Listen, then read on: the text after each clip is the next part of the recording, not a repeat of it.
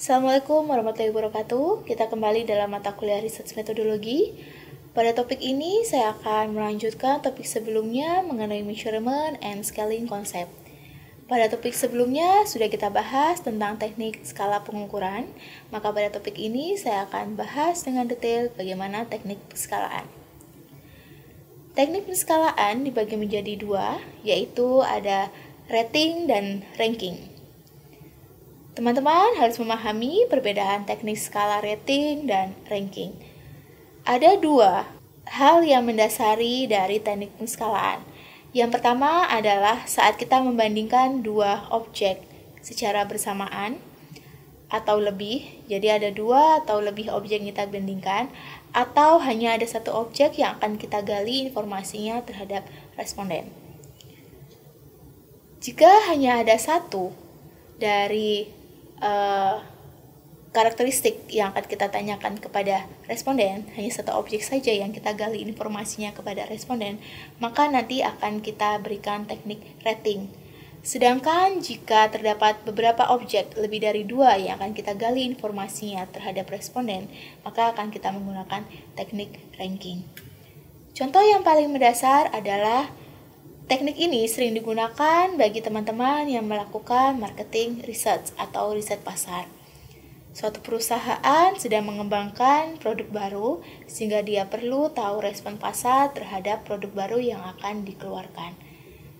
Maka riset pasar dilakukan dengan cara menggali informasi dari objek yang nantinya akan menggunakan produk tersebut.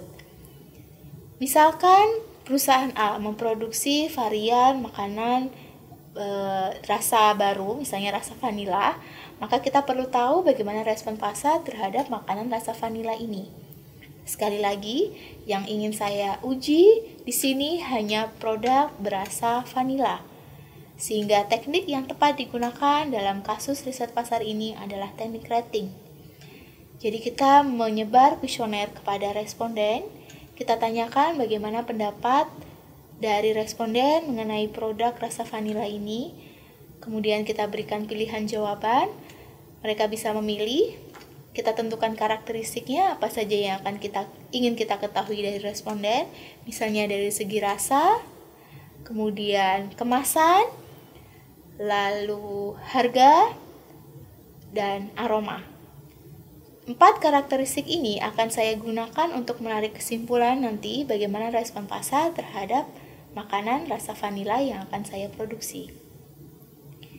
Responden boleh memilih bagaimana pendapat dia terhadap harga rasa dari makanan yang saya akan produksi.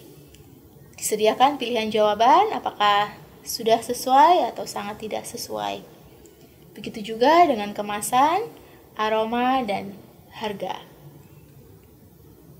Yang kedua adalah saat saya ingin atau perusahaan A ingin meluncurkan produk baru, maka saya perlu menganalisis kompetitor dari produk baru yang akan saya luncurkan.